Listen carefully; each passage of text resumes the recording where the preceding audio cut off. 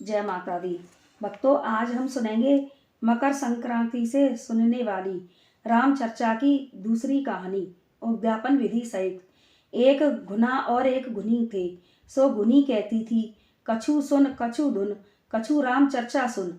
लेकिन गुना अपने काम में व्यस्त रहता था। वह इस बात पर कोई ध्यान नहीं देता तथा कहता, जब तक राम चर्चा सुनूंगा जब तक तो न जाने मैं कितनी लकड़ी घुन दूंगा। लेकिन जब उसका अंत समय आया तो गुनी तो राजा की बेटी हुई और गुना ऊंट बना। जब उस बेटी की शादी हुई तो दहेज का सारा सामान ऊंट पर लाद दिया।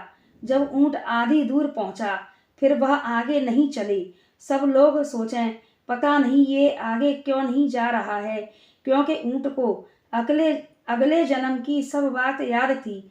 वह सोच रहा था, मैं गुनी की बात मान लेता तो मुझे आज यह दिन नहीं देखना पड़ता जो राजा की बेटी दुल्हन बनी डोली में बैठी थी। उसे भी पूर्व जन्म की ये बात याद थी। उसे पता था कि पूर्व जन्म में ये मेरा पति था।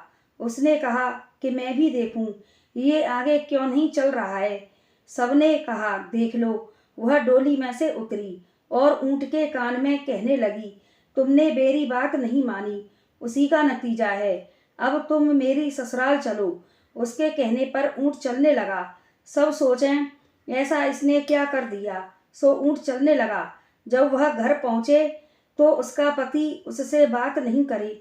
उसकी पत्नी बोली, क्या बात है, आप मुझसे क्यों नहीं बात करते।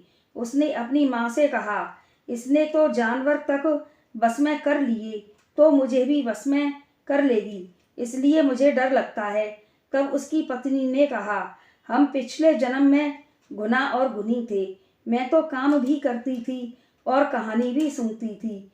ये मेरी बात का ध्यान नहीं देते थे, इसी वजह से मैं तो राजा की बेटी बनी और ये ऊंट बने। तब बड़े बड़े पंडित पूछे कि इसका उद्धार कैसे होगा। अब ये राम चर्चा की कहानी सुनेगा तब इसका उद्धार होगा। उसने राम चर्चा की कहानी सुनी। उसका ऊंट योनि से उद्धार हुआ। इसकी उद्यापन विधि में 5 लड्डू, 5 ब्लाउज पीस, 5 जगह दक्षिणा रखकर बायना निकालकर 5 सुहागिन स्त्रियों को दें या 5 मंदिरों में चढ़ावें।